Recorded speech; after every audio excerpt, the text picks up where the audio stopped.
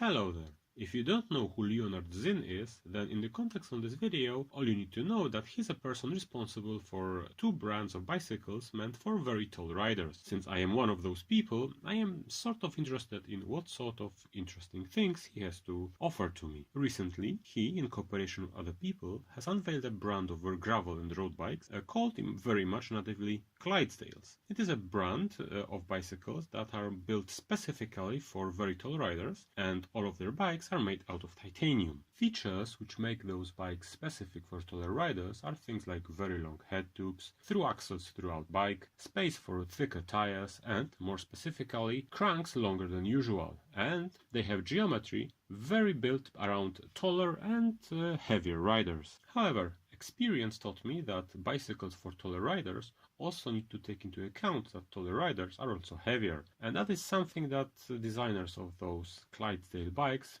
possibly forgot or think that off-the-shelf components are sufficient, because they state that those bikes are meant for people as heavy as 400 pounds or 180 kilograms. However, none of those bikes feature 157mm rear hub, and they come with a 160mm front rotor, which experience taught me isn't sufficient for someone who weighs more than 200 pounds. I am a strong proponent of disc brakes on any bicycle that can fit them, unless you are really hell-bent on saving weight. And that's because many years ago I, out of curiosity, switched from V brakes to disc brakes on my main bike, and finally I had brakes that are sufficient for my weight. So, since my experience tells me that 160mm rotor isn't sufficient for someone who weighs 200 pounds, and that's my weight, then obviously someone who weighs 400 pounds pushes those brakes even harder. However, whenever I rise that point, when I'm talking about disc brakes on road bikes, I always get this response that those skinny tires the road bikes use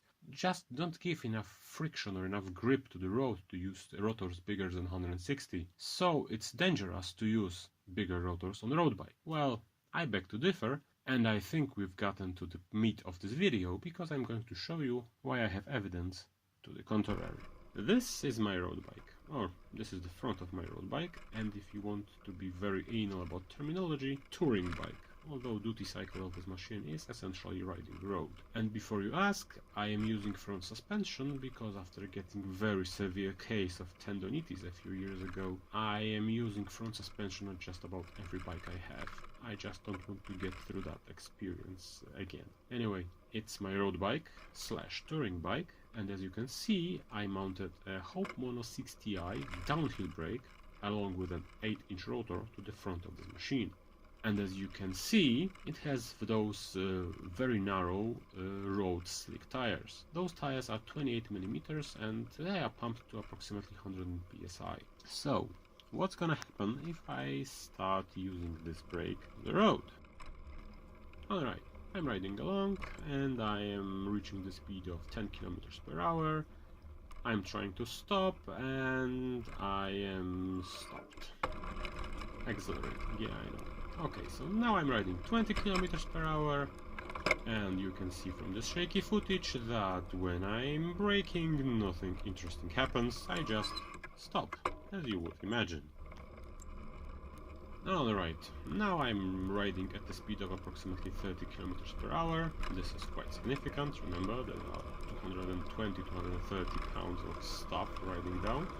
I'm grabbing a handful of brake, and once again, nothing interesting happens. I just stop. Alright then, so let's speed up to 40 kilometers per hour. That's surely going to kill me, so I'm riding at that speed, and I grab a handful of brake, and I am safely stopped. Alright, let's spice things up a bit. Here I am at a local hill. After a busy workday, I am tired, it's getting dark, so let's speed myself to 60 kilometers per hour, because this particular hill allows me to. I think I clocked something close to 70 here. Anyway, I allow cars to pass me, because I don't think someone wants to risk me dropping on them when I invariably drop to the ground and die. So, what happens when I grab the brake? And once again, sorry for this really shaky footage, but I just can't stabilize the jump. So what happens? Well, I see a bus, I don't want to get intimate with it, so I grab a handful of brake, I brake as hard as possible, and I am safely stopped.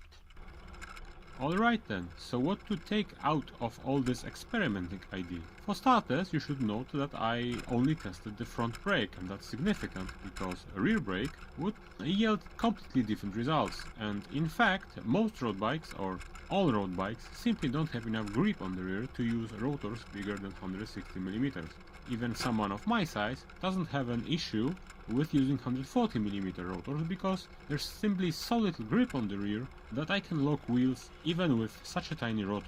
However, when it comes to the front, you can always use a bigger rotor and get much more efficient brake that is both controllable and safe. Why this discrepancy? Because I am suggesting here that you can safely use 8 inches on the front and 5 inches on the rear. The reason for that is simple, and that boils down to inertia. Braking is always limited by the amount of grip you have to the surface you are riding on. When you are stopping, however, the inertia of your bike is pushing the front wheel down, increasing grip, therefore increasing the amount of braking you can do. That's why you can go wild with the size of the rotor and still have a perfectly operable brake. However, on the rear, it is a completely different story. As you brake, the amount of grip you get is actually lowered, so you can very easily start sliding. The theory behind braking will tell you that you get most of the braking force on the wheel when the wheel is rotating at the edge of its grip to the ground. So in order to maximize the amount of brake on the front, where you can always increase the grip by braking more, you can use almost arbitrarily big rotors. This is completely different on the rear because as you brake, the amount of grip you get gets lowered. So if you are going to press the rear brake too hard, you are going to slide, and sliding is less efficient than rolling. Thus, in practice, it is best to have as big rotor on the front as you can possibly get without losing control of your brake, and as small rotor on the rear as you can get without losing control of your brake. It's just the control means something different in the context on the front and rear wheel. So, let's return to the beginning of this video where I was describing the Clydesdale bikes. When I saw 160mm rotor on the front, on a bike that's suggested for people who can weigh as much as 180 kilograms, I cringed, because people of that size really need big brakes. I can easily saturate the downhill brake I'm using on my road bike, so someone that's almost twice my weight will usually give those road brakes really hard time. There are two problems with using bigger rotors on the front of the bike, and that's does the fork actually can fit a bigger rotor, because road forks follow the aesthetic that might make it difficult to do. And the second thing, does the manufacturer of the fork warranty it or suggest it for a rotor bigger than whichever size they suggest you should be using. However, when it comes to forks that are rated for people that can weigh up to 180 kilograms, I would expect this fork to be able to withstand 8-inch rotors or even 9-inch rotors if you fancy such a monster on your bike. Because let's face it, 180 kilograms of a person is a lot of person to stop. So, with that in mind, thank you for your undivided attention, and see you on the next one.